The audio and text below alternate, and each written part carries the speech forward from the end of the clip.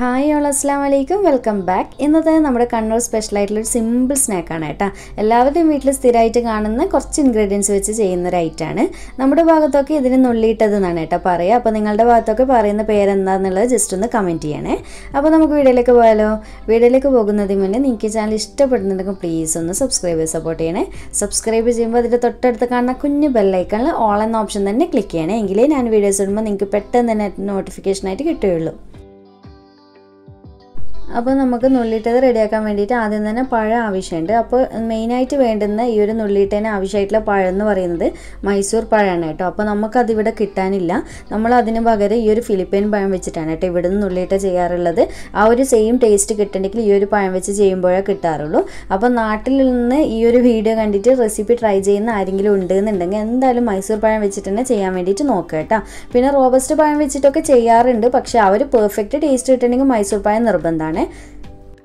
ഇനി നമുക്ക് തൊലിയൊക്കെ റിമൂവ് ചെയ്തതിന് ശേഷം ഈ ഒരു ബൗളിലേക്ക് നമുക്ക് പഴം ഇട്ട് കൊടുക്കുക. അതുപോലെ തന്നെ നിങ്ങൾ മൈസൂർ പഴം വെച്ചിട്ട് ചെയ്യുന്ന സമയത്തൊക്കെ എപ്പോഴും ശ്രദ്ധിക്കുക പഴം നല്ലപോലെ പഴുത്തതായിരിക്കണം കേട്ടോ, എങ്കിലേ നല്ല ടേസ്റ്റ് ഉണ്ടാവുള്ളൂ. അപ്പോൾ അടുത്തത് നമുക്കിതിലേക്ക് മധുരത്തിന് ആവശ്യമായിട്ടുള്ള പഞ്ചസാര ചേർത്ത് കൊടുക്കുന്നുണ്ട്. അപ്പോൾ ഞാനിവിടെ ഒരു 5 ടേബിൾ സ്പൂണാണ് കേട്ടോ ചേർത്ത് കൊടുക്കുന്നത്. അപ്പോൾ മധുരം നിങ്ങൾ നോക്കിയിട്ട് ആവശ്യത്തിനനുസരിച്ച് ചേർത്ത് കൊടുക്കുക. കാരണം എല്ലാവരും എടുക്കുന്ന പഴം ഒരുപോലെ ആയിരിക്കണം എന്നില്ല. പിന്നെ മധുരം ചേർക്കുമ്പോൾ ഒരു കാര്യം പ്രത്യേകം ശ്രദ്ധിക്കുക, ഒട്ടും കൂടിപ്പോകാൻ പാടില്ല കേട്ടോ. കൂടിപ്പോയി കഴിഞ്ഞാൽ നമുക്കിത് പെർഫെക്റ്റ് ആയിട്ട് കിട്ടില്ല. നുള്ളിയിട്ടത് എല്ലാവർക്കും ഈസി ആയിട്ട് ചെയ്യാൻ പറ്റും, ഒരു 5-10 മിനിറ്റ് കൊണ്ട്. പക്ഷേ കുറച്ച് കാര്യങ്ങൾ ശ്രദ്ധിച്ചാലാണ് നമുക്ക് നല്ല രീതിക്ക് കിട്ടുള്ളൂ. പിന്നെ അടുത്തത് ഇതിലേക്ക് ഒരു 1/4 ടീസ്പൂണോളം ഏലക്കപ്പൊടി ചേർത്ത് കൊടുക്കുന്നുണ്ട്, നല്ല ഫ്ലേവർ ഉണ്ടാവും കേട്ടോ. പിന്നെ ഒരു 2 നുള്ളി ഉപ്പ് ചേർത്ത് കൊടുക്കുന്നുണ്ട്, മധുരമൊക്കെ ഒന്ന് ബാലൻസ് ചെയ്യാനായിട്ടുള്ള ഉപ്പ് മാത്രം. ഇതെല്ലാം ചേർത്ത് കൊടുത്തതിന് ശേഷം നമുക്കിത് കൈ വെച്ചിട്ടൊന്ന് നന്നായിട്ട് ഈ ഒരു പഴവും പഞ്ചസാരയും എല്ലാം കൂടി നല്ലപോലെ മിക്സാക്കി ഒന്ന് ഉടച്ചെടുക്കണം കേട്ടോ. പഴമൊക്കെ ഒട്ടും കട്ടിയൊന്നും ഇല്ലാതെ നല്ല രീതിയിൽ ഉടച്ചെടുക്കുക. അപ്പോൾ സ്പൂണ് വെച്ച് ചെയ്യുന്നതിലും നല്ലത് കൈ വെച്ച് ചെയ്യുമ്പോഴാണ് കേട്ടോ പെർഫെക്റ്റ് ആയിട്ട് കിട്ടുക. പിന്നെ മധുരം കൂടിക്കഴിഞ്ഞാൽ എന്തായിരിക്കും എന്ന് വിചാരിച്ചു കഴിഞ്ഞാൽ നമുക്കിത് ചുട്ടെടുക്കുന്ന സമയത്ത് ഞാൻ നിങ്ങൾക്ക് പറഞ്ഞു തരാം, എല്ലാം പരസ്പരം തമ്മിൽ ഒട്ടിപ്പിടിക്കും കേട്ടോ. മധുരമൊക്കെ കുറച്ചൊന്ന് കൂടിപ്പോയി കഴിഞ്ഞാൽ, അതുകൊണ്ടാണ് ഞാൻ പ്രത്യേകം മധുരത്തിൻ്റെ കാര്യം ശ്രദ്ധിക്കാൻ പറയുന്നത്. ഇനി ഞാൻ ഇതിലേക്ക് മൈദയാണ് ചേർത്ത് കൊടുക്കുന്നത്. അപ്പോൾ ഞാനിവിടെ 1 കപ്പ് അളവിൽ മൈദപ്പൊടി എടുത്ത് വെച്ചിട്ടുണ്ട്. പക്ഷെ മുഴുവനായിട്ട് ചേർത്തിട്ടില്ല, കുറച്ചായിട്ട് നോക്കിയിട്ട് ചേർത്ത് കൊടുക്കുക. അപ്പോൾ ഇതുപോലെ കുറച്ചായിട്ട് ചേർത്തിട്ട് കൈ വെച്ചിട്ട് തന്നെ നല്ലപോലെ മിക്സായി കൊടുക്കുക. നമ്മളിത് കൈവച്ച് ചെയ്യുമ്പോഴാണ് കേട്ടോ ഇതിൻ്റെ കൺസിസ്റ്റൻസി മനസ്സിലാവുക. നമുക്ക് എത്ര മൈദയൊക്കെ വേണമെന്നുള്ളത് മനസ്സിലാണ്ടെങ്കിൽ കൈവച്ച് തന്നെ ചെയ്യാൻ നോക്കണേ. അപ്പോൾ ഞാനിതുപോലെ കുറച്ചായിട്ട് പൊടിയിട്ടിട്ട് ചെക്ക് ചെയ്യുന്നുണ്ട്. അപ്പോൾ ഞാൻ ഇത് നോക്കുന്നത് നിങ്ങൾക്ക് വീഡിയോയിൽ കാണുമ്പോൾ മനസ്സിലാവുന്നുണ്ടാവും. ഇതിൻ്റെ പേര് പോലെ തന്നെയാണ് കേട്ടോ, ഇത് നമ്മൾ എണ്ണയിലേക്ക് ഇടുക, നുള്ളിയിട്ടാണ് ഇടുക.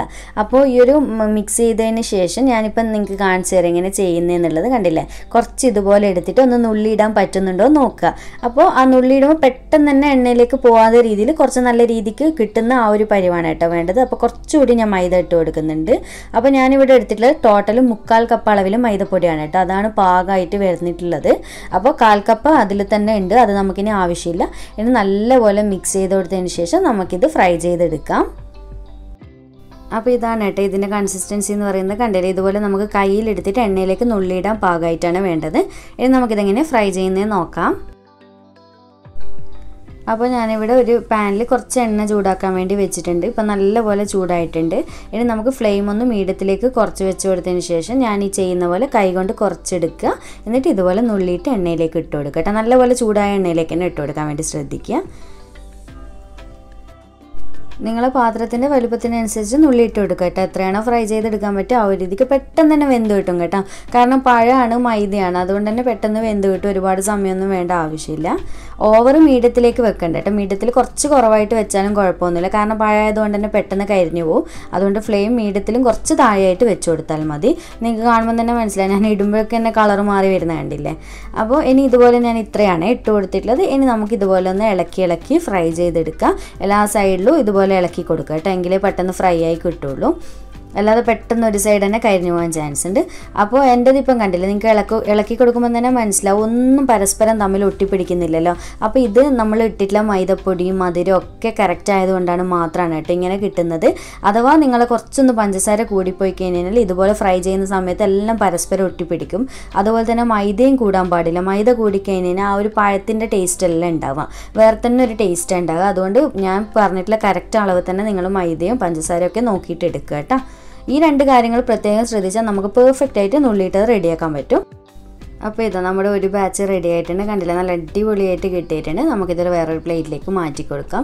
നുള്ളിയിട്ടതെന്ന് പറയുന്ന ഒട്ടുമിക്ക ആളുകളും ഉണ്ടാക്കും, പക്ഷെ എല്ലാവരും ഒരുപോലെ ടേസ്റ്റ് ഉണ്ടാവണമെന്നില്ല കേട്ടോ. കാരണം എന്ന് വെച്ച് കഴിഞ്ഞാൽ ഞാൻ ഈ പറഞ്ഞ പോലെ മൈദയുടെ അളവൊക്കെ ഒന്ന് ശ്രദ്ധിച്ചിട്ടില്ലെങ്കിൽ നമുക്ക് ടേസ്റ്റ് ആയിട്ട് കിട്ടില്ല. അതുകൊണ്ട് ഞാൻ പറഞ്ഞിട്ടുള്ള എല്ലാ കാര്യങ്ങളും ശ്രദ്ധിച്ചിട്ട് റെസിപ്പി ഒന്ന് ട്രൈ ചെയ്തിട്ട് ഫീഡ്ബാക്ക് അറിയിക്കാം കേട്ടോ. അപ്പോൾ നിങ്ങൾ ഈ പ്ലേറ്റിൽ വെച്ച് കൊടുക്കുമ്പോൾ കണ്ടില്ല, എല്ലാം ഒന്നിച്ചുള്ളതുപോലെ ഉണ്ട്. അപ്പോൾ ഇത് ഉടനെ തന്നെ നമ്മൾ സെപ്പറേറ്റ് ചെയ്തെടുക്കാൻ പാടില്ല കേട്ടോ. കുറച്ചൊന്ന് ചൂടാറിയതിന് ശേഷം മാത്രം സെപ്പറേറ്റ് ചെയ്തെടുക്കുമ്പോൾ നല്ല ഭംഗിയിലൊന്നും മുറിഞ്ഞു പോകാത്ത രീതിയിൽ കിട്ടും കേട്ടോ. അപ്പോൾ ബാക്കിയുള്ളത് ഞാൻ ഇതുപോലെ തന്നെ ഫ്രൈ ചെയ്തെടുക്കട്ടെ. അങ്ങനെ നമ്മുടെ മുഴുവൻ നുള്ളിയിട്ട് റെഡി ആയിട്ടുണ്ട്. കണ്ടില്ല, നിങ്ങൾക്ക് ഒട്ടും പരസ്പരം ഒട്ടിപ്പിടിക്കുകയോ ഒന്നും ചെയ്തില്ല. നല്ല അടിപൊളിയായിട്ട് കിട്ടിയിട്ടുണ്ട്. അപ്പോൾ വീഡിയോ ഇഷ്ടമായിട്ടുണ്ടെന്നുണ്ടെങ്കിൽ ലൈക്ക് ചെയ്യാനുള്ള കാര്യം മറക്കല്ലേ. അതുപോലെ തന്നെ വീട്ടിൽ മൈസൂർ പായൊക്കെ സ്റ്റോക്ക് ഉണ്ടെന്നുണ്ടെങ്കിൽ പെട്ടെന്ന് തന്നെ ട്രൈ ചെയ്തിട്ട് എനിക്ക് കമൻസിലൂടെ നിങ്ങളുടെ എല്ലാ ഫീഡ്ബാക്സും അറിയിച്ചു തരണേ. അതുപോലെ തന്നെ ഫോട്ടോസൊക്കെ അയച്ചു തരാം. അപ്പോൾ വീണ്ടും ഒരു അടിപൊളി വീഡിയോ ആയിട്ട് കാണാം. താങ്ക്